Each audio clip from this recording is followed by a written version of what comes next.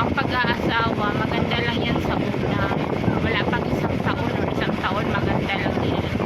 Pero magtatagal na, marami na kayong anak, doon na mag-uumpisa ang kalbaryo.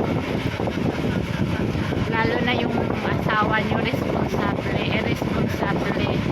Yun. Parang ako buhat-buhat ko yung mundo. Maraming stress to the level ako. So, dasal ko lang is lagi akong nagdadasal na sana bigyan ako ng patient, more patient talaga na makaya pa. Kaya pang tiisin, diba?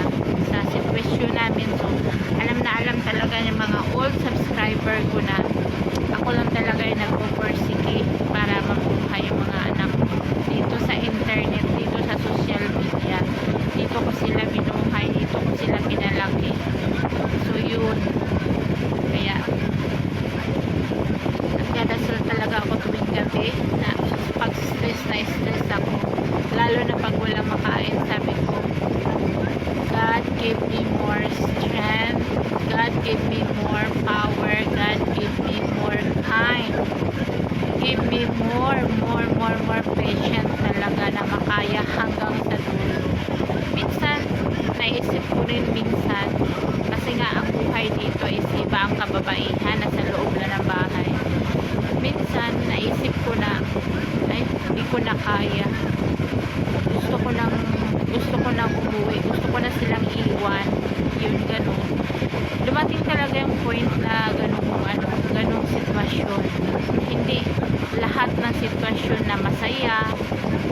Meron talagang mga pagsubok na kailangan mong lagpasan, kailangan mong tiisin. Hindi naman ibibigay ang problema yan ni God kapag hindi mo kaya dito. Kaya yun,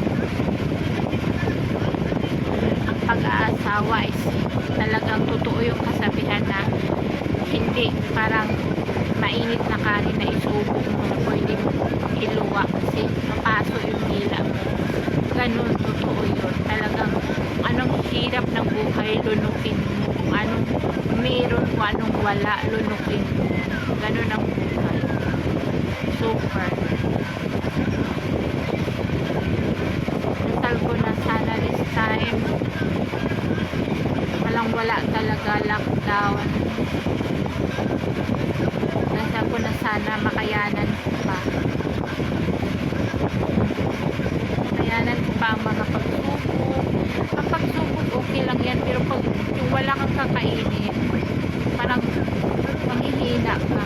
Doon mo ma-realize, balatan mo, doon mo ma-realize na parang mali ba itong pag-aasawa ko, or parang may ano ba, tama ba itong ginagawa ko, diba? So siguro naman pagtitiis ko ito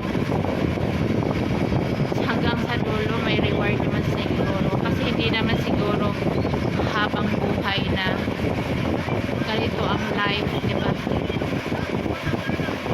Kapag kakain ka ng ampalaya, mapait, syempre kinabukasan yung ulam mo, hindi na ampalaya, talong na, okra na, diba? Siguro ampalaya ang buhay ko ngayon. Super talaga lockdown, walang internet. Magti 3 months na kami walang internet dito sa Kashmir. Grabe, sobra. Pupunta, mag-travel ka pa ng malayo para may signal ka. Tapos si Bilal, balak na mag-abroad ni Bilal, balak na siyang magtrabaho kasi feel na niya ang kahirapan sa mundo. Yung ulam namin, yung beans, yung 4 na araw ka mag-uulam ng beans, isang araw, 2 araw, itong araw, 4 na araw, init-initin mo lang.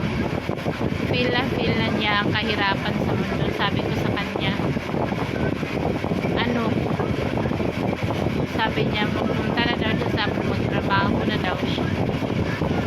Sabi ko, ano gagawin mo?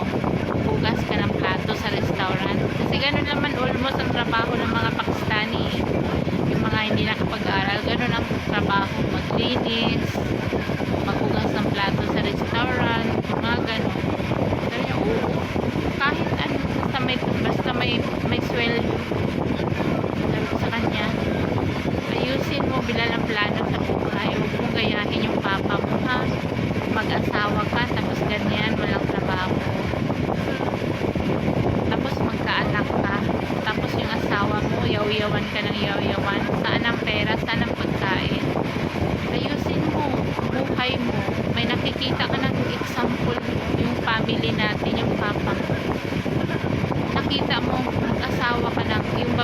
nakakatulong din sa'yo. Hindi lang yung ikaw ang nagpo-provide. Hindi lang yung ikaw ang magtatrabaho. Yung asawa mo rin yung may trabaho. Piliin mo dalawa kayong may trabaho para hindi mahirap ang buhay. Magaan ang pamumuhay. Sabi ko, magkaanak kayo, nandito naman ako, magbantay, basta yun, pinagsabihan ko siya ng ganun as a mother, di ba? Kasi naranasan mo yung hirap, kaya ayaw mo yung maranasan sa mga anak mo. Kaya sinabihan ko siya ng ganun. Yun, tumahimik lang siya. Kaya ang bukang bibig niya, mag-abroad na siya. Mag-abroad na daw siya, magtrabaho na siya. Yun, tingnan natin. So see you guys. Salamat. Thank you for watching. Sana manood kayo sa aming videos para sa aming pagkain. Makabili kami ng groceries kasi ang mahal ng groceries dito. Ang harina namin nasa 3,500. 10 kilos lang yun, ha. 10 o 20. Ganun. Yung maliit na sako. Sobra talagang hirap ang lockdown dito. Pahirap na pahirap. Salamat ako kasi may okra akong tanim. May ampalaya akong tanim. Pinakain ko yung mga dahon. So see you guys. Ito na yung ating iuyawan for